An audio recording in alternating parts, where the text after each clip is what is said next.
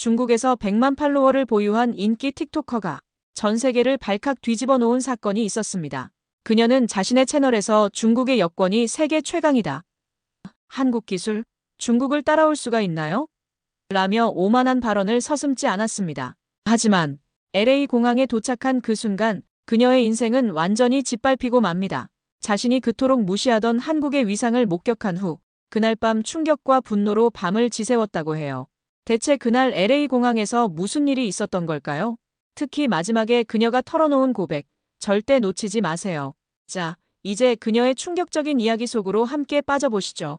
해당 사연은 해외 커뮤니티에 올라온 리우메이 씨의 실제 사연을 바탕으로 재구성된 스토리입니다.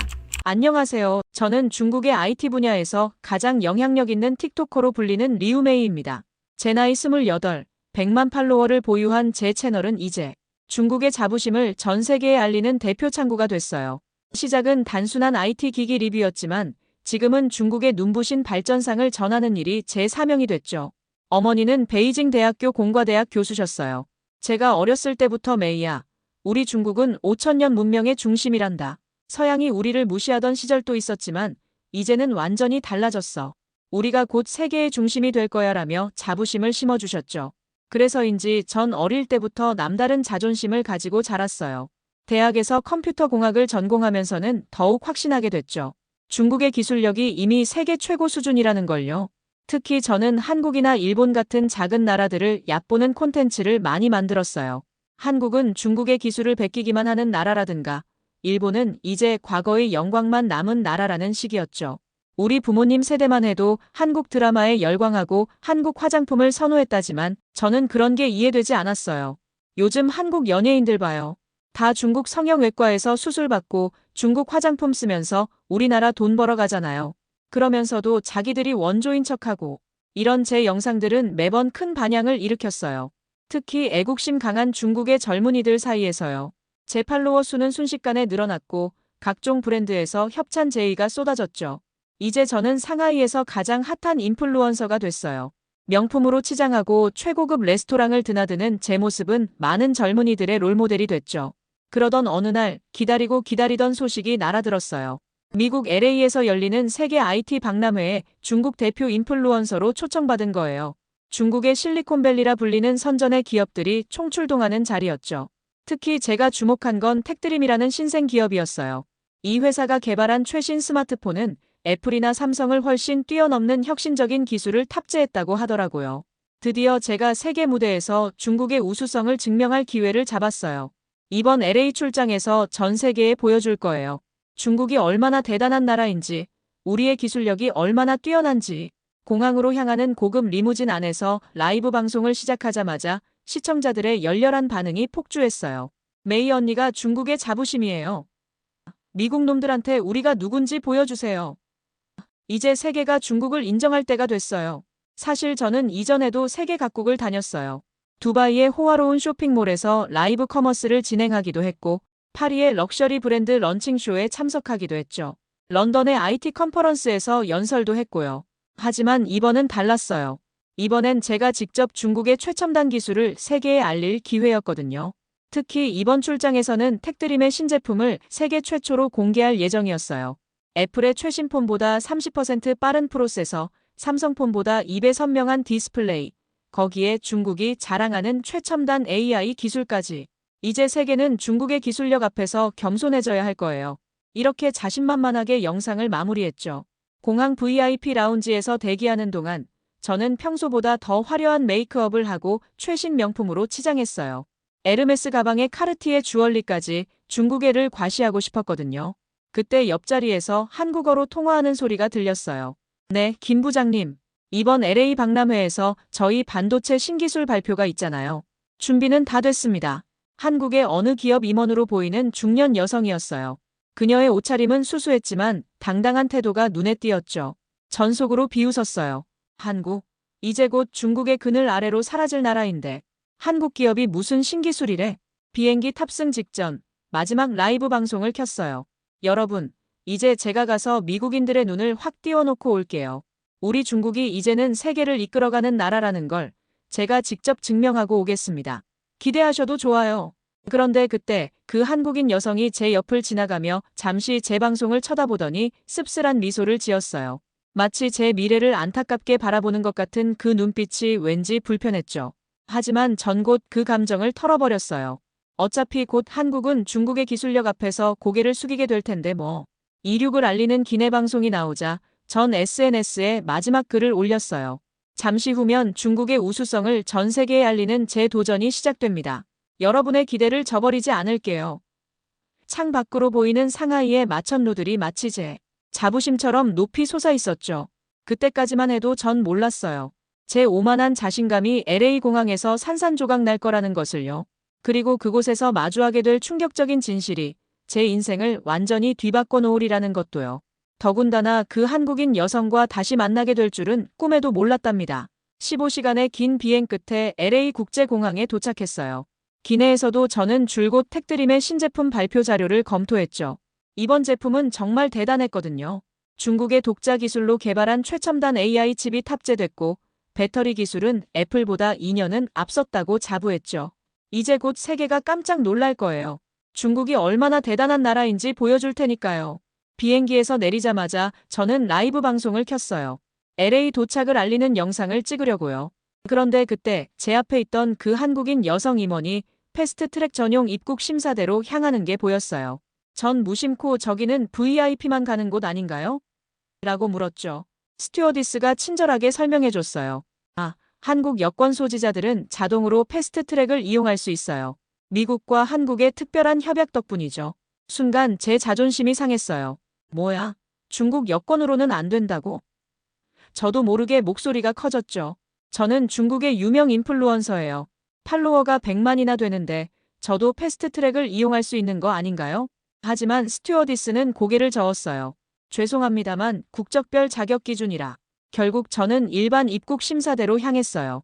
그때까지만 해도 별일 없을 거라 생각했죠. 에이, 어차피 중국은 세계 2위 경제대국인데 뭐. 하지만 제 자신감은 오래가지 못했어요. 제 차례가 되자 심사관은 마치 수상한 사람을 보듯 제 여권을 이리저리 살펴보더니 갑자기 컴퓨터를 뚫어지게 쳐다보기 시작했어요. 중국에서 왔다고요? 방문 목적이 뭡니까? IT 박람회 참석이에요. 여기 초청장 있습니다. 이전에 미국에 방문한 적이 있나요? 네, 작년에 뉴욕에 관광으로 다녀왔어요. 그런데 제가 초청장을 내밀자 심사관의 표정이 더욱 굳어졌어요. 옆 동료를 부르더니 둘이서 수군거리기 시작했죠. 그러더니 갑자기 추가 심사가 필요합니다. 저쪽 방으로 가세요라고 말하는 거예요. 충격이었어요. 제가 뭘 잘못했다고? 그때 옆 심사대에서 들려온 밝은 목소리가 제 귀를 의심하게 만들었죠. 웰컴 투 어메러커. 즐거운 여행 되세요. LA 날씨가 정말 좋네요. 고개를 돌려보니 아까 그 한국인 여성이었어요. 심사관은 그녀에게 환한 미소를 지으며 LA의 관광 명소까지 친절하게 추천해주고 있었죠. 심지어 한국인들은 언제나 환영이에요. 우리의 소중한 동맹이니까요라는 말까지 덧붙이는 게 아니겠어요? 저는 당황스러웠어요. 분명 같은 아시아인인데 이렇게나 다른 대우를 받다니. 처음에는 저 심사관이 특별히 친절한가 보다라고 생각했죠. 하지만 그건 제 착각이었어요. 추가 심사장으로 가는 동안 지나친 모든 심사대에서 한국 여권을 든 사람들은 예외 없이 빠르고 친절한 심사를 받고 있었거든요. 어떤 심사관은 한국인 가족에게 한국에서 오셨네요. 비빔밥 정말 좋아하는데 라며 농담까지 건네고 있었죠. 반면 저처럼 중국 여권을 가진 사람들은 하나같이 까다로운 신문을 받고 있었어요. 어떤 중국인은 비자가 있음에도 입국을 거부당하고 있었고 또 어떤 이는 수화물을 하나하나 뒤지는 검사를 받고 있었죠. 추가 심사실로 들어서는 순간 제 눈앞이 캄캄해졌어요. 그곳에는 이미 수십 명의 중국인들이 기다리고 있었거든요. 그 중에는 저처럼 IT 박람회에 초청받은 전문가도 있었고 유학생도 있었고 사업차 방문한 기업인도 있었어요. 한 중년 신사가 한숨을 쉬며 말했죠. 여기서 몇 시간은 기다려야 할 거예요. 저는 벌써 세 번째인데 매번 이래요. 그때였어요.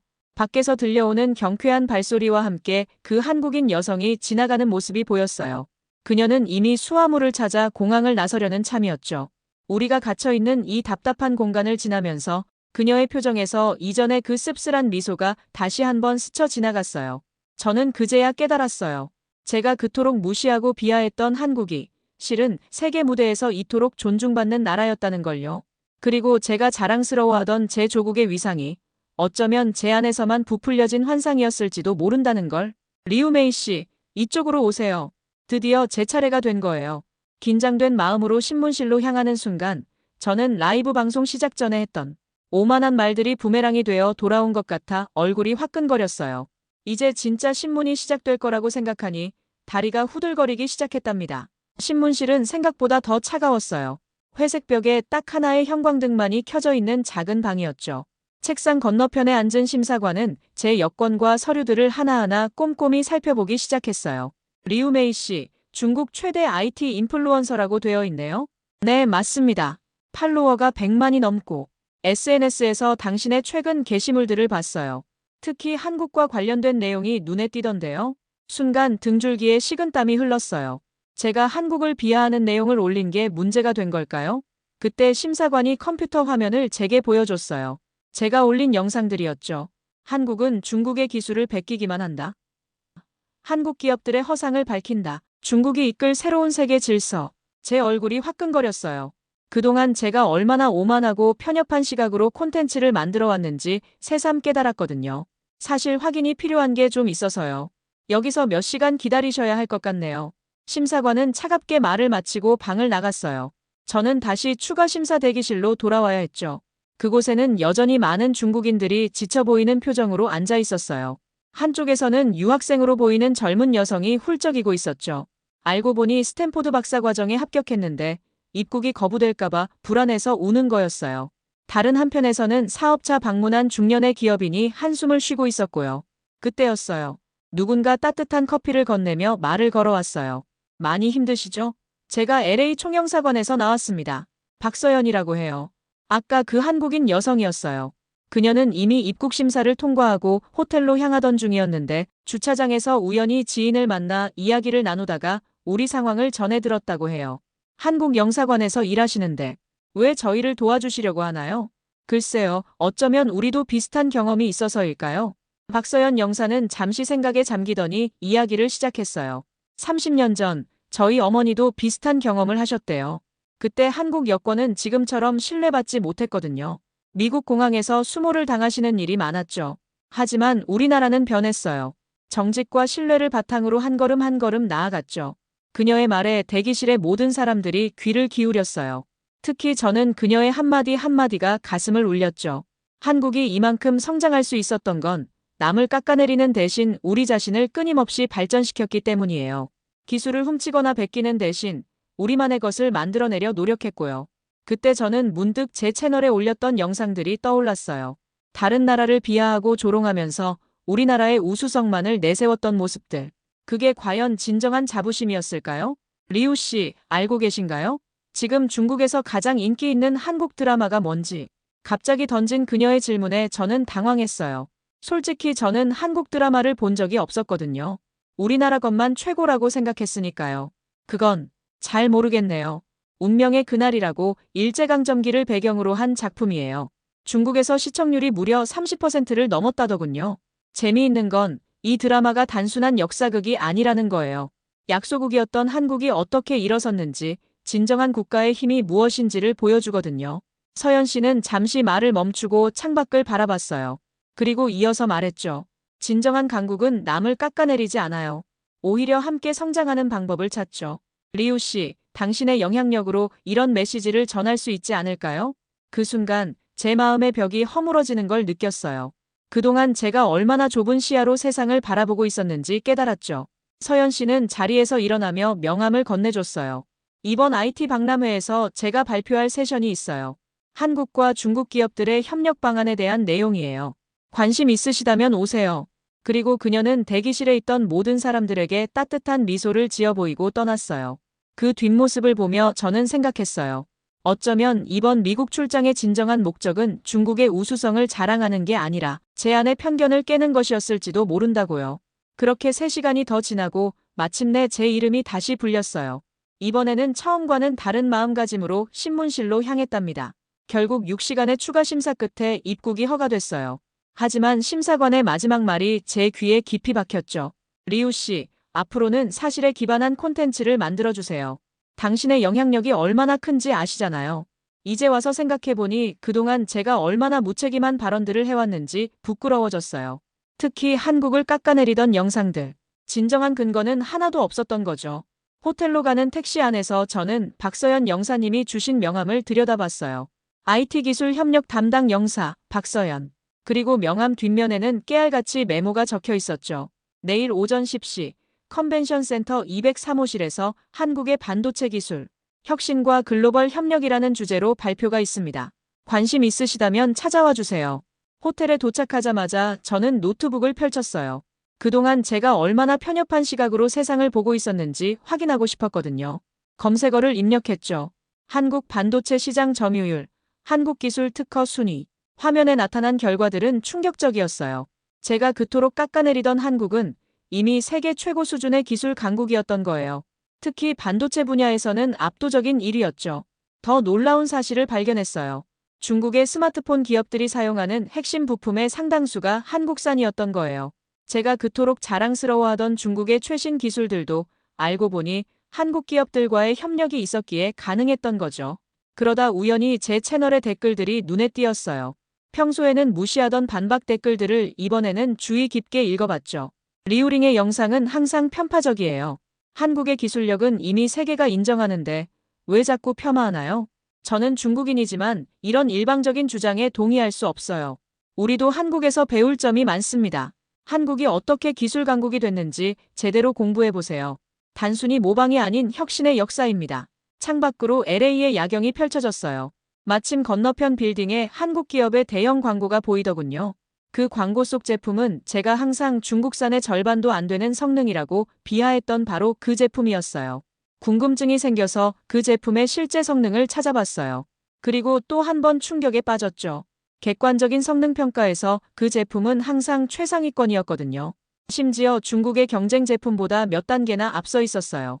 한숨이 절로 나왔어요. 그동안 제가 얼마나 많은 거짓된 정보를 퍼뜨렸던 걸까요? 팔로워들에게 미안한 마음이 들었어요. 그들의 댓글이 이제야 이해가 되더라고요. 메이 언니, 저는 언니의 팬이지만 이번엔 동의할 수 없어요. 제가 한국에서 반도체 공학을 공부하고 있는데 이곳의 기술력은 정말 대단해요. 왜 자꾸 남의 나라를 깎아내리나요? 진정한 자부심은 다른 나라를 비하하는 게 아니라 우리의 진짜 실력을 보여주는 거 아닌가요? 밤이 깊어갔지만 저는 계속해서 자료를 찾아봤어요. 한국이 어떻게 이토록 놀라운 기술 강국이 됐는지 알고 싶었거든요. 그리고 새벽녘 마침내 중요한 사실들을 발견했답니다. 한국은 1960년대만 해도 세계 최빈국 중 하나였어요. 그런데 불과 60년 만에 세계 10위권의 경제대국이 됐죠. 이건 기적이나 다름없었어요. 더 놀라운 건 그 성장 과정이 투명하고 정직했다는 거예요. 한국 기업들은 처음부터 자체 기술 개발에 엄청난 투자를 했더군요. 매출의 상당 부분을 연구개발에 쏟아부었고 전 세계의 우수한 인재들을 영입했어요. 그렇게 차근차근 자신들만의 기술을 쌓아 올린 거죠. 새벽 3시 저는 결심했어요. 내일 박서연 영사님의 발표를 꼭 들으러 가기로요. 그리고 제 채널의 방향성도 완전히 바꾸기로 했죠. 이제는 진실만을 전하고 싶었거든요. 창밖으로 보이는 LA의 새벽녘 풍경을 보며 생각했어요. 어쩌면 이번 출장은 제게 값진 깨달음을 주기 위해 준비된 것인지도 모르겠다고요. 그리고 내일은 제 인생의 새로운 전환점이 될 것 같은 예감이 들었답니다. 챕터 5 진정한 혁신을 마주하다. 다음 날 아침, 저는 컨벤션 센터 203호실 앞에 일찍 도착했어요. 피곤한 몸을 이끌고 왔지만 박서연 영사님의 발표가 너무나 궁금했거든요. 문을 열자 놀라운 광경이 펼쳐졌어요. 이미 객석의 절반이 세계 각국의 IT 전문가들로 가득 찼더군요. 안녕하세요. 와주셔서 감사합니다. 박서연 영사님이 반갑게 인사를 건네셨어요. 어제와는 또 다른 분위기였죠. 단정한 정장 차림에 전문가다운 눈빛이 인상적이었어요. 그리고 발표가 시작됐죠. 오늘은 한국 반도체 산업의 혁신과 미래라는 주제로 발표하겠습니다. 스크린에 한 장의 흑백 사진이 떴어요. 1960년대 한국의 모습이었죠. 허름한 건물들 사이로 보이는 가난한 거리의 모습에 객석에서 작은 탄성이 흘러나왔어요. 이것이 60년 전 한국의 모습입니다. 1인당 국민소득이 고작 87달러, 세계 최빈국 중 하나였죠. 하지만 보세요. 이제 한국은 어떻게 변했나. 그리고 이어진 영상은 충격적이었어요. 세계 최대 규모의 반도체 공장들, 5나노 반도체 생산 현장, 전 세계 시장 점유율 그래프. 제가 그토록 무시하던 한국의 진짜 모습이 눈앞에 펼쳐진 거예요. 흔히들 한국의 성공을 한강의 기적이라고 부릅니다. 하지만 이건 기적이 아닙니다. 끊임없는 혁신과 투자, 그리고 정직한 노력의 결실이죠. 서현 영사님은 구체적인 수치를 보여주기 시작했어요. 한국 기업들의 연구개발 투자 금액이 매출의 무려 8%에 달한다는 점, 특허 출원 건수가 세계 4위라는 사실, 그리고 가장 충격적인 건 현재 전 세계에서 사용되는 최첨단 반도체의 60% 이상이 한국 기술로 만들어집니다. 여러분이 지금 사용하는 스마트폰, 태블릿, 심지어 자율주행차에도 한국의 기술이 들어있죠. 그때였어요. 한 중국 기업의 임원이 질문을 던졌어요. 그렇다면 중국과의 기술 격차는 얼마나 된다고 보시나요? 서현 영사님은 잠시 미소를 지으시더니 의외의 대답을 하셨어요. 저는 그런 비교는 무의미하다고 봅니다. 중요한 건 누가 앞섰느냐가 아니라 어떻게 하면 함께 발전할 수 있느냐죠. 한국은 언제나 협력의 문을 열어두고 있습니다. 그 순간 제 마음속 무언가가 확 깨닫는 느낌이 들었어요. 진정한 강국은 다른 나라를 깎아내리는 게 아니라 함께 성장하는 방법을 찾는 거구나. 발표는 계속됐어요. 한국의 배터리 기술, 오지 네트워크 기술, 인공지능 반도체 개발 현황까지. 그리고 가장 인상 깊었던 건 모든 내용이 객관적인 자료와 데이터를 기반으로 했다는 거예요. 특히 충격적이었던 건 기술 유출 방지 시스템 설명이었어요. 한국은 자체 개발한 기술을 철저하게 보호하면서도 정당한 방법으로 다른 나라와 협력하는 방법을 찾아냈더군요. 우리는 결코 남의 기술을 훔치지 않습니다. 대신 끊임없이 연구하고 개발하죠.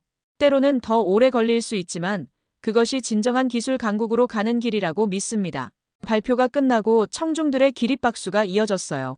저는 그 자리에 얼어붙은 채로 있었죠. 그동안 제가 얼마나 무지했는지, 얼마나 편협한 시각으로 세상을 보고 있었는지 깨달았거든요. 발표장을 나서는데 누군가 제 어깨를 토닥였어요. 돌아보니 서현 영사님이었죠. 리우 씨, 이따 저녁 시간 어떠세요? 제가 아는 한국기업 연구소장님을 소개해드리고 싶은데요. 그 제안은 제 인생을 완전히 바꿔놓을 새로운 기회의 시작이었답니다. 하지만 그 전에 제가 먼저 해야 할 일이 있었어요. 바로 제 팔로워들에게 진실을 전하는 것이었죠. 그날 저녁 서현 영사님이 소개해주신 분은 한국의 대표적인 반도체 기업 연구소장이셨어요.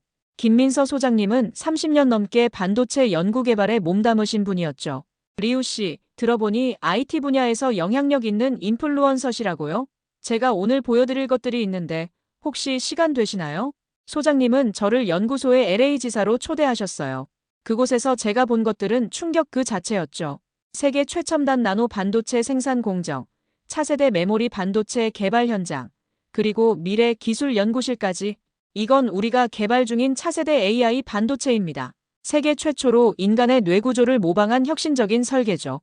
모든 것이 놀라웠어요. 하지만 가장 충격적이었던 건 그들의 연구 자세였어요.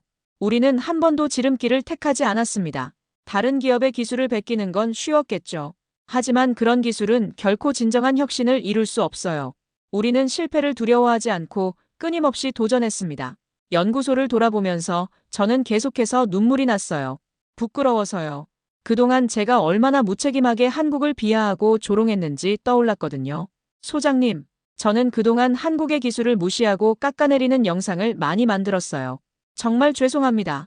김 소장님은 따뜻하게 미소를 지으셨어요. 괜찮아요. 당신이 이렇게 진실을 알게 된 것만으로도 충분합니다. 이제 그 영향력으로 좋은 일을 하시면 되죠. 호텔로 돌아와 저는 곧바로 라이브 방송을 시작했어요. 떨리는 마음으로 카메라를 켰죠. 여러분, 오늘 저는 매우 중요한 이야기를 하려고 합니다.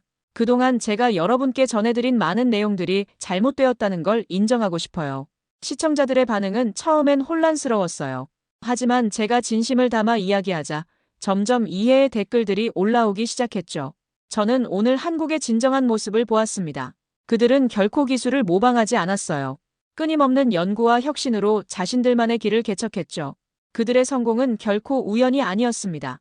방송은 3시간 넘게 이어졌어요. 제가 본 한국의 기술력, 그들의 연구 정신, 그리고 제 자신의 편견과 오만함까지 모든 것을 솔직하게 털어놓았죠. 놀랍게도 시청자들의 반응은 매우 긍정적이었어요. 리우링의 이런 모습이 오히려 더 멋있네요. 진정한 인플루언서는 이렇게 진실을 전하는 거예요. 우리도 이제 한국처럼 정직하게 기술을 발전시켜야 해요.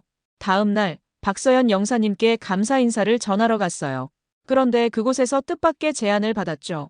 다음 달에 한국에서 열리는 글로벌 테크 포럼에 리우 씨를 초청하고 싶은데요. 진정한 기술 혁신의 의미라는 주제로 강연을 해주시면 어떨까요? 그 순간 저는 깨달았어요.